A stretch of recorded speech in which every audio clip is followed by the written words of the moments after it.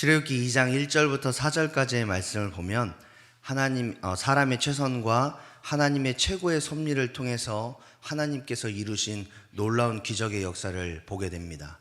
하나님은 말씀을 통해서 우리가 어떤 삶을 살아야 하는지, 더 나아가 우리가 그런 삶을 통해서 하나님이 원하시는 삶이 무엇인지를 깨달아 알아감으로 인하여서 하나님의 놀라운 역사 가운데에 우리가 날마다 하나님과 동행하며 하나님을 의지하며 신뢰하며 살아가는 삶을 살기를 간절히 원하십니다.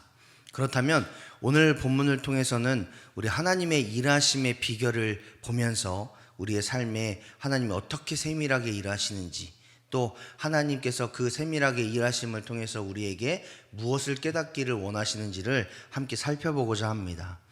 모세의 부모가 모세를 이 갈대상자를 나일강에 띄우면서 이 모세를 구원하실 하나님의 인도하심, 더 나아가서 이 생명을 구원하실 하나님을 소망하고 기대하는 마음으로 이 나일강에 모세가 담긴 갈대상자를 띄웠습니다. 그리고 그들은 기대했어요. 어떤 것을 기대했냐? 과연 하나님이 어떻게 역사하실까? 하나님이 어떻게 구원을 이루실까?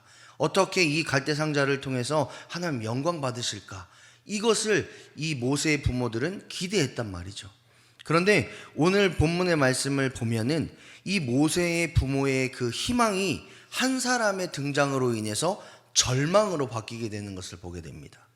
모세가 담긴 이 갈대상자가 나일강을 떠다니고 있을 때에 그 갈대상자를 발견한 한 사람이 있는데, 그 사람이 바로 바로의 딸, 애굽왕 바로의 딸입니다. 5절의 말씀을 다시 한번 보면, 바로의 딸이 목욕하러 나일강으로 내려오고 시녀들은 나일강가를 거닐 때에 그가 갈대 사이에 상자를 보고 시녀를 보내어 가져다가, 이렇게 말씀하고 있습니다. 모세는 이 갈대 상자에 담아서 나일강에 띄우면 하나님의 구원의 역사가 일어날 거다라는 이 부모의 입장에서 모세를 발견한 사람이 이스라엘 민족의 남자아이를 모두 죽이라고 명령한 이 애굽왕 바로의 딸이었으니 얼마나 절망스러웠겠습니까? 졸지에 모세의 목숨이 끊어질 수 있다라는 그런 절망적인 상황을 이 모세뿐만 아니라 모세의 부모, 그리고 그것을 바라보고 있는 모세의 누이가 당면하게 된 거예요. 그런데 이런 절망적인 상황임에도 불구하고 하나님께서 세밀하게 역사하시는 것을 오늘 본문을 통해서 볼 수 있는데, 특별히 하나님은 사람을 통해서 역사하고 계시다라는 것을 오늘 본문은 이야기하고 있습니다. 하나님의 놀라운 역사를 위해서 가장 먼저 쓰임 받았던 사람이 누구냐? 오늘 본문에 나와 있는 애굽왕 바로의 딸을 통해서 하나님이 역사하셨다라는 겁니다. 우리가 잘 알고 있듯이 애굽왕 바로는 이스라엘 민족의 남자아이를 죽이라고 명령한 사람입니다. 그렇기 때문에 이 아이들의 생명을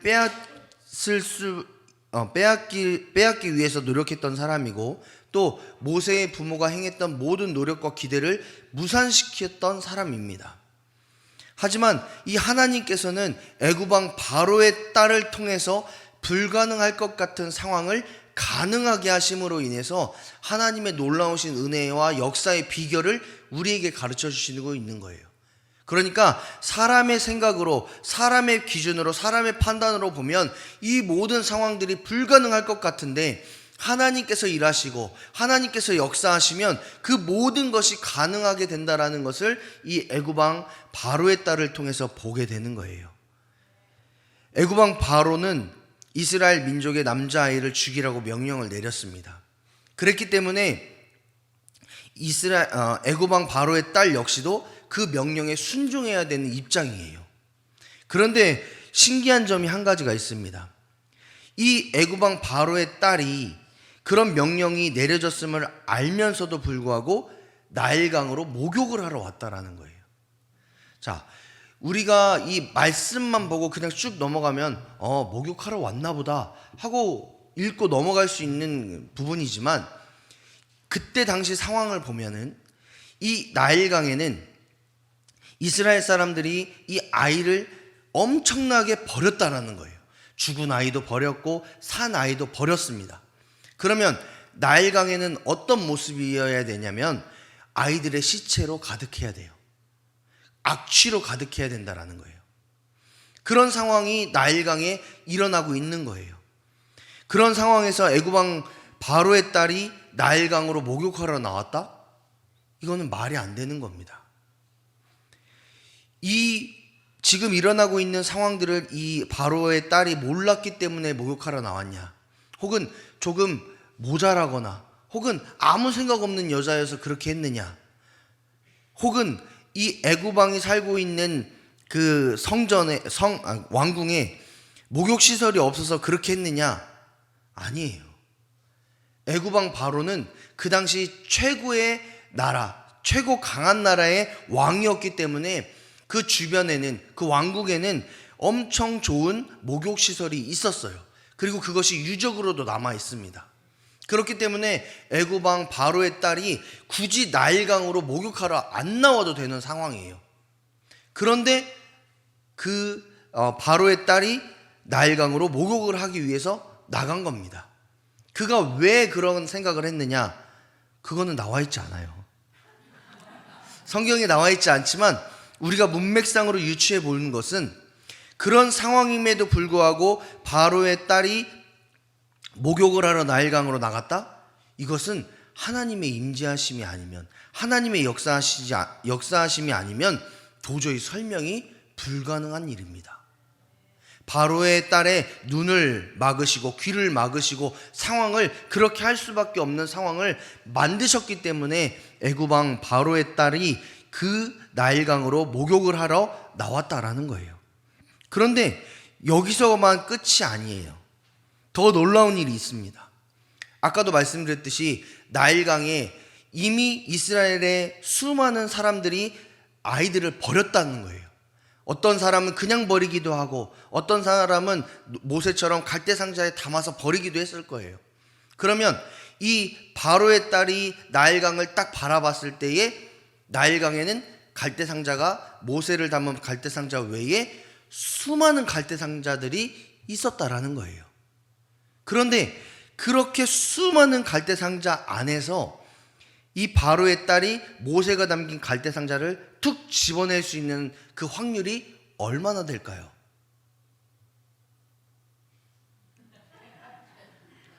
저도 이거를 치면서 확률이 얼마나 될까라고 질문하면 대답할 수 있을까? 라고 질문을 스스로 했을 때 없다라고 판단해서 옆에다가 가로 열고 빠르게 진행 이렇게 전화가 났어요. 자, 그리고 이 애굽 왕 바로의 딸이 이 갈대 상자를 열었을 때에 태어난 지 3달밖에 안 된 이 모세라는 아이가 이때 되면 나를 발견해서 바로의 딸이 딱 열겠구나. 그럼 이 상황에 맞춰서 내가 간절하고 애절하게 정말 이 바로의 딸의 마음이 막 무너질 정도로 간절하게 내가 울어야지 이렇게 결단하고 그 타이밍에 맞춰서 태어난 지 3달 된 아기가 짠 하고 와 하고 울 수 있는 확률은 얼마나 될까요? 100%? 야, 믿음이 엄청 좋으세요. 태어난 지 3달이 된 아이는 이런 생각을 할 수 없죠. 왜냐? 그 아이들은 굉장히 본능적이니까 배고프면 울고 졸리면 울고 또 쉬했으면 울고 응가했으면 울고 이렇게 본능적인 사람이 이 아이예요. 3달 된 아이가 그 타이밍과 그 시기적절하게 울 수 있는 기능과 역할을 할 수가 없어요. 그런데 오늘 본문의 말씀을 보니까 6절에 보니까 갈대상자를 열었을 때에 이 아기를 보니까 아기가 그때에 맞춰서 울었다 이렇게 이야기하고 있어요. 이거는 도저히 우리의 생각으로는, 우리가 가지고 있는 상식으로는 이루어질 수 없는 하나님의 은혜와 하나님의 섭리와 하나님의 역사라고 밖에는 설명할 수 없는 그런 일들입니다. 그런데 하나님의 놀라운 역사는 여기서 끝이 아니에요. 애굽 왕 바로의 딸이 나일강에 나와서 목욕한 것도, 그리고 수많은 갈대상자 중에 모세가 담긴 갈대상자를 발견한 것도 놀라운 일이지만, 갈대상자를 연 애굽 왕 바로의 딸이 울고 있는 이 모세를 보면서 불쌍히 여기는 마음을 갖는 것도 굉장한 기적입니다. 왜냐하면 애굽 왕 바로의 딸은 누구보다 애굽 왕의 명령을 지켜야 되는 입장이거든요. 그렇기 때문에 이 이스라엘 민족의 아이를 죽여야 되는 사람이 바로의 딸입니다. 그런데 6절의 말씀을 보니까 이렇게 이야기하고 있어요. 그가 그를 불쌍히 여겨 이르되 이는 히브리 사람의 아기로다. 즉 애굽 왕 바로의 딸이 이 아이를 보자마자 이 아이가 히브리 민족의 아이라는 것을 알았어요. 그리고 이 아이를 죽여야 된다라는 것도 알았습니다. 그런데 하나님이 이 바로의 딸에게 어떤 마음을 주셨느냐? 불쌍히 여기는 마음을 주신 겁니다. 죽여버려야지, 그냥 이 아이 버려야지, 이런 마음을 충분히 가질 수 있는 사람임에도 불구하고 하나님이 그 마음에 불쌍히 여기는 마음, 긍휼의 마음을 주심으로 인해서 그 아이를 바라볼 때 긍휼의 마음으로 바라볼 수 있었다는 거죠. 그렇기 때문에 이 아이를 죽이지 않았다라는 겁니다. 하나님은 애굽 왕 바로의 딸의 마음에 모세를 긍휼히 여기는 마음을 주심으로 인해서 모세를 죽이지 않을 뿐만 아니라 구원하여서 생명을 이어가도록 만드셨습니다. 그리고 이 애굽 왕 바로의 딸이라는 그 엄청난 울타리를 허락하심으로 인해서 이 모세가 애굽의 어려움, 애굽이 주장하는 그 남아 산하 정책에 의한 죽음에서 면제될 수 있는 상황을 하나님이 만들어 주시는 거예요. 그래서 이후에 모세의 엄마가 이 모세를 양육할 때에도 애굽 사람들이 찾아와서 왜 아이가 있냐라고 말해도 이 아이는 애굽 왕 바로의 딸의 아들입니다 라고 이야기할 수 있는 상황이 여기서 마련이 된 겁니다. 이 모든 것이 하나님의 은혜요, 하나님의 역사이신 거죠. 하나님은 애굽 왕 바로의 딸, 절대 불가능하다라고, 절대 이루어질 수 없다라고 말할 수밖에 없는 상황에서도 하나님은 그 사람을 통해서 역사하시고 불가능을 가능하게 하셨다라는 것을 우리는 본문을 통해서 깨닫게 됩니다. 이렇게 시작된 하나님의 역사는 두 번째 사람인 모세의 누이를 통해서 정점에 이르게 됩니다. 애굽 왕 바로의 딸이 모세를 불쌍히 여기는 마음으로 보고 있을 때에 모세의 누이가 애굽 왕 바로의 딸 앞에 서게 됩니다. 그리고 뭐라고 말하냐? 7절의 말씀을 다 같이 한번 읽어보겠습니다. 2장 7절입니다. 시작. 그 누이가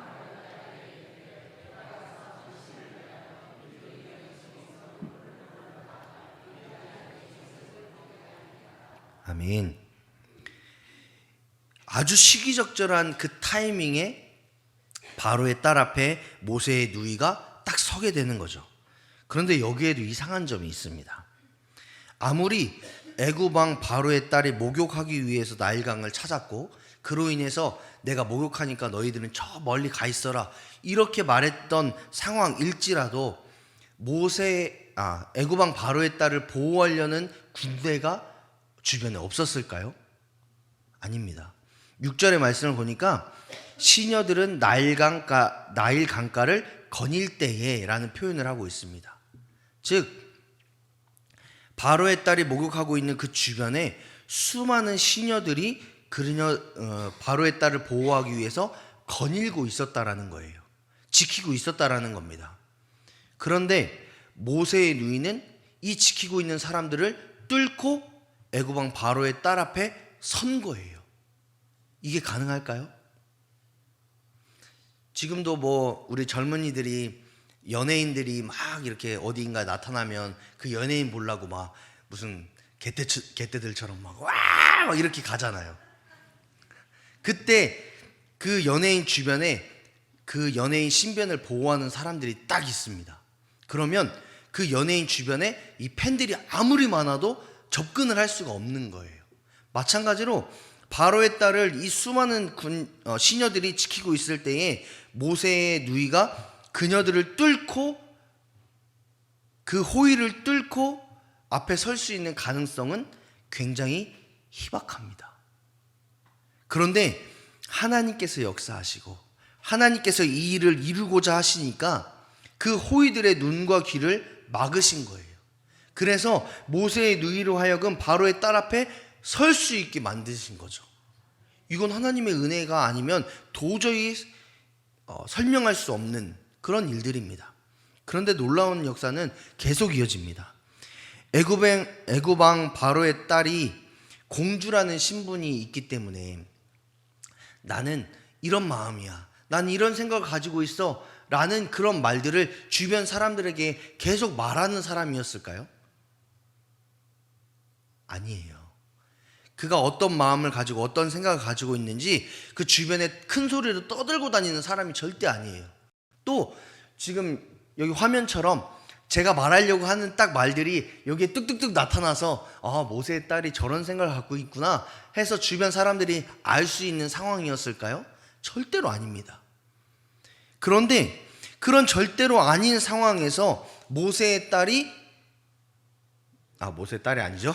모세의 누이가 바로의 딸 앞에 선 거예요. 어떤 상황으로 알고 섰느냐? 바로의 딸이 불쌍히 여기는 마음을 가졌다라는 것을 알고 선 겁니다. 이게 가능할까요? 제가 지금 어떤 마음과 어떤 생각을 갖고 있는지 여러분 아시겠어요? 모르시죠? 저는 두렵고 떨리는 마음으로 이 자리에 서 있습니다. 긴장하고 있어요. 그런데 사람의 생각과 사람의 감정은 겉으로 드러나지 않아요. 그러면 바로의 딸이 만약에 불쌍히 여기는 마음이 아니라 이 모세라는 아이를 보면서 혐오하는 마음, 이 아이를 죽여버려야겠다라는 마음을 가지고 있었다라면 어떻게 됐을까요? 모세의 누이가 당당하게 딱 서서 내가 이 아이를 위해서 젖을 먹일 수 있는 이런 사람을 데리고 올까요? 라고 말했을 때에 바로의 딸이 만약 혐오하는 마음을 가졌다면 어땠을까요? 아마 성경에 나와 있진 않지만 모세도 죽이고 모세의 누이도 죽였을 겁니다. 그런데 이 바로의 딸이 불쌍히 여기는 마음이 있었기 때문에 그녀의 마음이 그런 마음으로 있었기 때문에 이 모세의 누이와 모세는 살 수 있었던 거죠. 더불어서 모세의 누이에게 하나님이 지금 나가라, 지금 바로의 딸은 불쌍히 여기는 마음이 있다라는 것을 알게끔 하셨기 때문에 이 모세의 누이가 설 수 있었고 그런 말들을 할 수 있었다라는 거예요. 하나님께서는 모세의 누이를 위해서, 모세의 누이를 통해서 역사하시기 위해서 바로의 딸 주변의 사람들의 눈과 귀를 막으셨을 뿐만 아니라 그녀의 마음을 통찰할 수 있는 그 마음을 모세의 누이에게 주셨다라는 거예요. 그렇기 때문에 모세의 누이가 그 애굽왕 바로의 딸 앞에 설 수 있었고 그로 인해서 모세를 구원할 수 있는 그런 놀라운 역사를 이루는 거죠. 더 나아가서 이 모세를 키우기 위해서 유모를 드리자라는 이 제안을 할 수 있게끔 만드셨다라는 겁니다. 그로 인해서 애굽왕 바로의 딸은 모세의 누이를 좋게 여기고 그로 인해서 유모를 구하게 하는데 그 유모가 바로 모세의 어머니였죠. 그로 인해서 모세는 어머니의 품으로, 가족들의 품으로 돌아갈 수 있게 되는 그런 놀라운 역사를 이루도록 합니다. 하나님께서는 이 모세가 죽을 수밖에 없는 상황, 도저히 구원받을 수 없는 그 상황 가운데에서도 하나님의 역사를 이루시기 위해서 사람을 통해서 일하시고 사람을 통해서 역사하시고 사람을 통해서 하나님의 놀라우신 계획들을 이루신다라는 것을 본문을 통해서 우리는 볼 수 있습니다.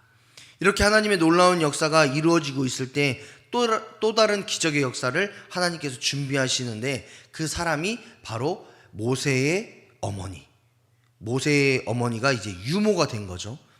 유모가 된 모세의 어머니를 준비하고 계십니다.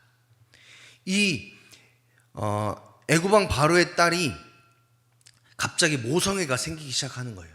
불쌍히 여기는 마음이 생기기 시작하면서 그렇게 모세를 바라보고 있을 때에 모세의 누이가 찾아와서 이 아이를 위해서 유모를 두면 어떻겠냐라는 질문을 해요. 그런데 문제는 뭔지 아세요? 오늘 본문의 말씀 9절의 말씀을 보니까 이 모세의 누이가 이렇게 이야기하는 겁니다. 7절이죠. 7절의 말씀을 다 같이 한번 읽어보겠습니다. 그의 누이가 바로의 딸에게 이르되 내가 가서 당신을 위하여 라고 이야기합니다. 우리가 흔히 볼 때 유모를 구할 때 누구를 위해서 유모를 구하죠? 아이를 위해서 구합니다. 아이를 위해서. 아이를 어떻게 하면 잘 돌볼 수 있고 아이의 젖을 먹일 수 있을까? 이를 위해서 유모를 구한단 말이죠. 그런데 모세의 누이는 이 지혜가 있었던 것 같아요. 그래서 바로의 딸에게 당신을 위하여 내가 히브리 여인 중에 유모를 구하겠습니다. 이렇게 이야기하는 거예요. 그러니까 바로의 딸이 그래 아주 좋게 여긴 겁니다. 그래서 이 히브리 아이를 위해서 히브리 여인에게 돈까지 지불하면서 이 아이를 키우도록 합니다. 그러니까 쉽게 이야기하면은 모세의 생명을 구원했을 뿐만 아니라 모세에게 들어가는 모든 양육비를 누가 준 거예요? 애굽왕 바로의 딸, 히브리 아이를 죽이라고 명령했던 그 사람이 준 겁니다. 이거는 하나님의 역사 외에는, 하나님의 인도하심 외에는 도저히 설명이 불가능한 일이에요. 그런 역사들이 일어나고 있는 중에 이 모세가 다시 가족의 품으로 돌아가서 어머니의 손에서 자라게 됩니다. 이스라엘은 과거부터 지금까지 가정에서 신앙의 교육뿐만 아니라 모든 교육들이 일어난다라고 이야기해요. 그래서 지금도 하브루타라는 이 교육법이 유행하고 있어요. 이스라엘 백성들, 이스라엘 사람들이 교육했던 그 모습들, 또 신앙 교육했던 것들을 탁월하다고 판단해서 어떻게 하면 교육을 더 좋게 할 수 있을까? 어떻게 하면 이 아이들의 가정에서 올바른 인품을 가진 훌륭한 사람으로 키워낼 수 있을까 고민하면서 교육법을 만든 것이 하브루타라는 교육법입니다. 그런데 이 교육법이 갑자기 딱 나타난 게 아니라 오랜 시간 동안 이미 이스라엘 땅에서 존재했다라는 거예요.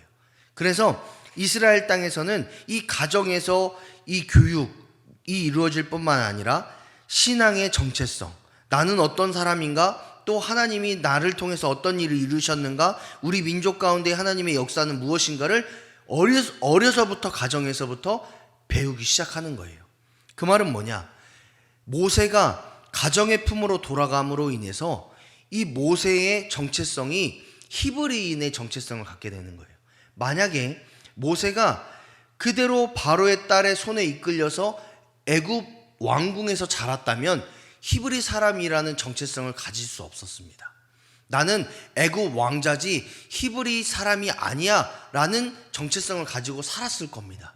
그런데 어린 시절에부터 모세의 생모로부터 양육을 받고 그 가정에서 키움을 받음으로 인해서 이 모세는 나는 히브리 사람이야. 더 나아가 난 하나님을 섬기는 사람이야. 더 나아가 하나님이 나를 구원하신 이유는 하나님께서 이 민족을 구원하시기 위해 나를 쓰시기 위해서 내가 구원받은 거야 라는 그 정체성을 갖게끔 하셨다라는 거예요. 그러니까 하나님께서 모세의 어머니를 통해서 모세가 양육될 수 있었던 것은 단순한 이유가 아니라 모세를 하나님의 사람으로서 또 이스라엘 백성으로서의 정체성을 갖게끔 하기 위해서 그런 일들을 이루신 겁니다. 그리고 이후에 우리가 볼 거지만 이스라엘 백성들 앞에 이제 장성한 모세가 딱 섰을 때에 그가 자신을 소개할 때 나는 당신들과 같은 히브리 사람입니다 라고 소개하는 것을 통해서 이미 모세의 정체성은 나는 히브리 사람이다. 하나님의 역사를 위해서 일한다. 하나님의 구원의 역사, 모든 민족을 구원하고 이스라엘 민족을 구원하라는 하나님의 일을 위해서 내가 쓰임받기를 원한다. 그렇게 나를 구원하셨다라는 그 정체성을 가지고 이스라엘 백성들 앞에 서게 된다라는 것을 우리는 볼 수 있습니다. 그래서 오늘 본문을 통해서 이 세 명의 여인을 통해서 이스라엘을 구원할 민족의 지도자인 이 모세를 준비하는 것을 보게 돼요. 하나님의 역사를 통해서 이 모세가 구원받을 뿐만 아니라 하나님의 사람으로서 준비되는 놀라운 역사 가운데에 하나님이 개입하셨고 하나님의 역사하셨고 하나님의 일하셨다라는 것을 보게 됩니다. 이런 본문의 말씀을 통해서 우리는 두 가지 은혜를 깨달을 수 있는데, 첫 번째로는 하나님은 다양한 환경을 통해서 세밀하게 역사하시는 분이라는 것을 깨닫게 됩니다. 우리 하나님은 우리의 상황과 환경, 주변 사람들을 통해서 우리의 삶을 선하게 이끄실 뿐만 아니라 선하게 이끄신 그 환경 가운데서 우리가 하나님의 뜻을 발견하고 하나님의 뜻대로 살아가고 하나님의 뜻에 순종하며 살아가기를 원하신다라는 거예요. 다만 문제가 있는데, 뭐가 문제냐? 우리가 하나님의 지혜에 이르지 못했고 하나님의 생각을 다 알지 못해서 하나님의 섭리를 분별하지 못하고 하나님의 뜻에 순종하지 못하고, 그래서 원망하고 불평하고 좌절하고 실망할 때가 많이 있다라는 게 문제입니다. 그런 문제가, 그런 좌절하고 낙담할 수밖에 없는 상황 가운데 있음에도 불구하고 하나님은 우리의 삶 가운데 세밀하게 또 역사하고 계시고 인도하고 계시다라는 것을 우리가 믿고 의지하며 순종하며 나아가야 되는데, 우리의 삶이, 우리의 환경이, 우리의 상황이 너무 힘들고 어려워서 하나님 원망하고 하나님 불평하고 하나님 잠깐 떠날 때도 있다라는 거예요. 그런데 놀라운 역사는 뭔지 아세요? 하나님은 불가능할 것 같은 상황, 하나님을 멀리 떠나서 하나님 원망하고 불평하고 있는 그 상황 가운데에서도 하나님은 세밀하게 역사하고 계시고 하나님의 임재하심이 우리의 삶 가운데에 나타나고 있고, 더 나아가서 그렇게 떠났던 우리가 하나님을 의지하고 하나님을 바라보고 하나님을 붙잡을 수밖에 없는 상황 가운데로 만들어서 우리를 몰아세우시는 게 하나님의 사랑이다라는 거예요. 그래서 우리가 종종 이런 간증들을 하잖아요. 내가 궁지에 몰아세워지고 어려움 가운데 있고 힘든 가운데 있었지만 하나님이 그런 상황에서도 나를 불쌍히 여기셔서 사랑하셔서 깨닫게 하시고 돌아오게 했다. 하나님의 은혜가 나에게 삶에 족하다. 뭐 이런 고백들을 우리가 수많은 사람들을 통해서 듣잖아요. 그것이 단순히 저 사람 파란만장한 인생을 살았어, 저 사람 이런 일도 있었네, 이런 것에서 끝나는 게 아니라 하나님의 세밀하신 역사하심을 우리가 볼 수 있다라는 거죠. 어떤 사람들의 인생을 통해서 혹은 나의 고난과 환경들을 통해서 보는 겁니다. 그래서 그런 상황들이, 환경들이 조성되었을 때 우리가 깨달아 알아야 될 것은 뭐냐? 이런 고난과 환경, 이런 상황 가운데서도 나의 삶을 인도하시는 하나님이 계시지. 하나님 지금도 나를 그냥 두고 보시지 아니하시고 지금도 세밀하게 역사하고 계시지. 세밀하게 내 삶을 움직이고 계시지. 내 삶을 조종하고 계시고 또한 내 삶을 위해 너무 많은 계획과 섭리들을 준비하고 계시지. 이런 게 우리의 마음속에, 우리의 생각 속에 있어야 된다라는 거예요. 그렇게 우리의 생각 속에 있으면요, 우리가 하나님을 원망하고 불평할 수 있어요. 왜냐? 삶이 힘들고 어려우니까. 그러나 하나님은 떠나지 않죠. 왜냐? 우리를 인도하시고 이끄시고 우리를 하나님의 계획과 섭리 안에서 하나님의 방법대로 섭리하시고 인도하시는 하나님이 우리 하나님 되심을 우리가 믿기 때문에 그렇습니다.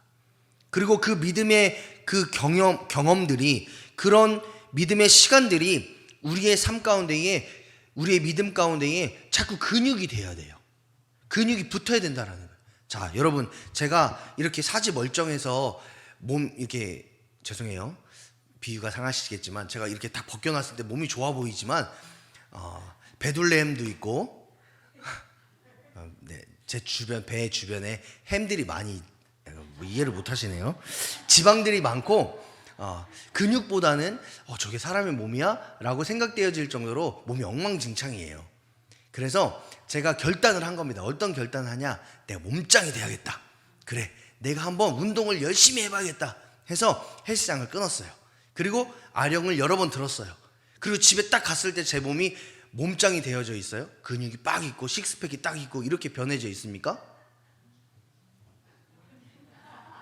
굉장히 어려운 질문을 제가 드렸죠? 절대로 그런 일이 없어요. 여러분이 딱 그걸 보시고 내가 이번 여름에는 비키니를 입어야겠다, 이런 결단을 해서 헬스장을 끊고 아령을 좀 들고 집에 왔을 때 갑자기 몸매가 엄청 좋아지냐? 그런 일은 절대로 벌어질 수 없어요. 하나님이 우리를 재창조하시지 않는 이상 절대로 그런 일은 벌어지지 않습니다. 그런데 그런 일을 이루기 위해서는 우리가 어떻게 해야 돼요? 먹고 싶은 거 먹지 않고,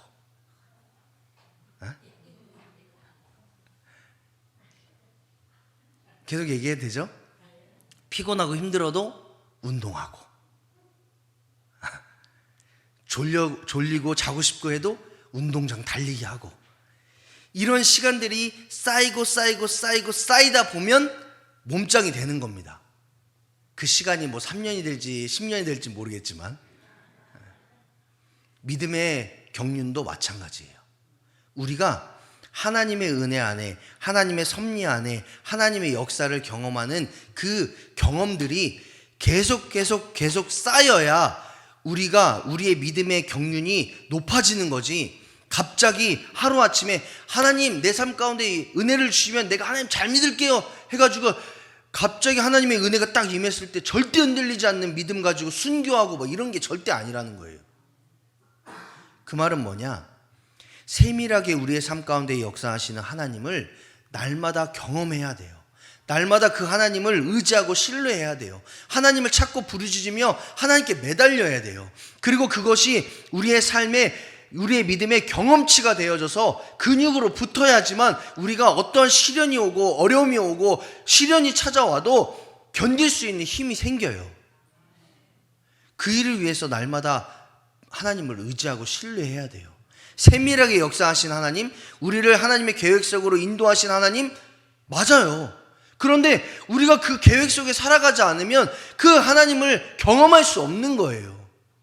그렇기 때문에 삶이 힘들고 우리의 삶이 어렵고 내가 왜 이렇게까지 사냐, 무슨 영광을 위해 사냐, 이렇게 삶이 우리를 몰아세울지라도 끝까지 하나님을 의지해야 돼요. 끝까지 하나님 바라보면서 하나님 지금 상황은 나의 삶의 상황은 이렇지만 그럼에도 불구하고 하나님 의지함으로 인해서 나의 신앙의 경험치들이 쌓아지기를 소망합니다. 나의 믿음의 근육들이 붙기를 소망합니다. 그래서 어떤 상황이 와도 어떤 어려움이 와도 내가 끝까지 하나님 의지하고 신뢰함으로 이겨낼 수 있게 도와주십시오. 이런 기도들을 해야 된다는 거예요. 그래서 세밀하게 역사하시는 하나님을 경험하기 위해서는 우리의 믿음의 경험치들이 많이 쌓아져 있어야 돼요.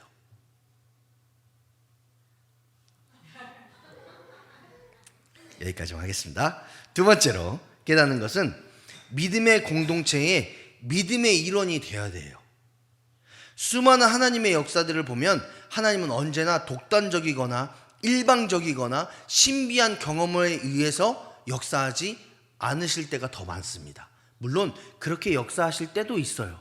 그러나 우리가 믿는 하나님은, 우리가 고백하는 인격적이신 하나님은 우리의 주변의 상황과 환경, 또 내 주변에 있는 사람들을 통해서 역사하세요. 우리는 하나님의 계시와 하나님의 음성이 갑자기 막 불일 듯이 일어나서 사랑하는 내 딸아 너네 이렇게 해라 이거를 기대하지만 그런 일은 많이 일어나지 않아요. 네, 많이 일어나지 않아요. 오히려 내 주변 사람들을 통해서, 내 주변 환경들을 통해서, 상황들을 통해서 하나님을 찾고 하나님을 예배하고 하나님의 뜻을 구하고 하나님의 인도하심을 의지하는 그런 일들이 더 많이 일어난다는 거예요. 그래서 우리 주변에는 하나님의 뜻을 잘 분별하고 하나님의 말씀에 순종하는 그런 사람들이 많이 포진되어야 돼요. 내 주변에, 우리 주변에. 그래서 그런 사람들이 모여서 하나님을 예배하고 찬양하는 공동체가 교회 공동체고, 그리고 그런 은혜를 사모하는 사람들이 많이 내 주변에 포진되어야지만 내가 흔들리지 않는 신앙의 사람이 될 수 있어요. 그런데 문제는 뭐냐? 내가 그런 사람이냐는 거예요. 내 주변에 은혜를 사모하고 하나님을 경험하고 하나님의 말씀에 순종하는 사람들이 많이 있어야 돼. 그건 알겠어요. 그러면 여러분이 그런 사람이냐는 거예요. 젊은 목사가 아주 도전적인 말을 하죠. 내 옆에 계신 장로님, 내 옆에 있는 권사님, 집사님이 선한 영향력을 많이 나타내는 하나님의 사람인 거 너무 좋죠. 너무 좋아요. 그런데 나는 어떤 사람이냐는 거예요. 나를 하나님이 보실 때에, 내 주변 사람들이 볼 때에 저 장로님은, 저 권사님은, 저 집사님은, 저 목사님은 정말 하나님의 사람이야. 하나님의 뜻대로 순종하려고 몸부림치는 사람이야. 그래서 우리 교회 공동체 안에, 그 가정 안에서 정말 선한 영향력들을 많이 끼치고 있는 사람이야 라고 나는 평가받고 있냐는 거예요. 여러분, 하나님한테 그런 기도를 많이 하죠. 하나님 좋은 사람 많이 붙여주세요. 하나님 좋은 환경 많이 붙여주세요. 하나님 신뢰하고 하나님 바라보는 사람들 내 주변에 많이 있게 해주세요. 이런 기도는 많이 하지만 하나님 내가 그런 사람 되게 해주세요. 이런 기도하는 사람들은 많이 못 봤어요. 그런데 하나님은 그런 기도하는 사람을 찾습니다. 그렇게 기도하고 그렇게 하나님 의지하고 그렇게 순종하는 사람을 통해서 하나님 역사하세요. 우리 하늘의 교회에, 우리 가정에 하나님 잘 믿는 좋은 사람들이 많이 있었으면 좋겠습니다. 물론 그렇게 기도하는 것 너무 좋죠. 그러나 그런 사람이 내가 되기를 소망합니다라고 기도하셨으면 좋겠어요. 하나님을 위해, 하나님의 역사를 위해, 하나님의 임재하심을 위해 내가 준비되어지고 내가 하나님의 역사 가운데에 쓰일 수 있게 하나님의 뜻을 구하고 분별하고 지혜 가운데 살아가는 것. 그래서 내 말과 내 행동과 내 표정과 내 삶의 가치관을 통해서 하나님 영광 받으실 뿐만 아니라 많은 사람들이 와, 저 장로님이 믿는 하나님이라면, 저 권사님이 섬기는 하나님이라면, 저 집사님이 사랑하는 하나님이라면 나도 섬겼으면 좋겠고 나도 사랑했으면 좋겠고 나도 믿었으면 좋겠어. 이런 말들을 많이 들으셔야죠. 감사합니다. 이런 선한 영향력들을 끼치는 저와 여러분이 되었으면 좋겠어요. 그리고 우리 하늘의 교회가 되었으면 좋겠어요. 하나님께서는 사람을 통해서 역사하시는데 그 하나님께서 찾으시는 거룩한 한 사람이 저와 여러분이 되었으면 좋겠습니다. 그래서 하나님께서 보실 때에 사랑하는 아무개를 통해서 내가 일해야지. 사랑하는 아무개라면 내가 내 일을 맡겨도 믿어 의심치 않아. 사랑하는 아무개라면 선한 영향력들을 끼칠 거야. 그래, 쟤를 통해서 내가 일해야지. 쟤를 통해서 역사해야지. 이런 말들을 많이 들어야 되지 않겠습니까? 하나님께 사랑하신 여러분, 우리는 하나님의 자녀로서 분별력을 가지고 하나님의 뜻을 헤아리고 말씀에 순종하며 하나님께서 우리에게 주시는 은혜에 감사하며 내 주변 사람들에게 하나님의 선한 영향력들을 끼쳐야 되는 그리스도인들입니다. 그리스도인은 교회에 다니기 때문에 그리스도인이 아니라 하나님의 성품을 닮아가기 때문에 그리스도인이고, 하나님의 성품을 닮아가 주변 사람들에게 예수 그리스도의 십자가를 전해주기 때문에 그리스도인입니다. 성도가 그런 의미입니다. 따라서 우리 한 사람 한 사람을 통해 하나님의 놀라우신 은혜를 경험할 뿐만 아니라 하나님의 섭리와 역사하심을 보여줄 수 있는 그런 그리스도인이 저와 여러분의 삶이 되시기를 주님의 이름으로 축복합니다. 여러분, 오늘 본문을 통해서 우리는 하나님의 은혜를 깨닫습니다. 모든 것이 하나님의 은혜이고 모든 삶이 은혜이고 하나님의 역사이고 하나님의 섭리임을 깨닫습니다. 그리고 그 섭리를 살아가고 있는 우리 역시도 모든 내 주변의 사람들에게 나를 통해 역사하시는 하나님의 은혜를 보여줘야 된다는 것을, 그것이 우리의 사명이다라는 것을 깨닫게 됩니다. 그래서 하나님께서 우리를 보실 때에, 우리 하늘의 교회를 보실 때에 다른 어떤 누구보다 하나님의 일에, 하나님의 역사에, 하나님의 기적의 순간에 우리 한 사람 한 사람이 쓰여질 수 있도록, 하나님의 영광을 위해서 우리가 사용되어질 수 있도록 그렇게 결단하며 소망하며 기도하시는 저와 여러분이 되시기를 주님의 이름으로 축복합니다.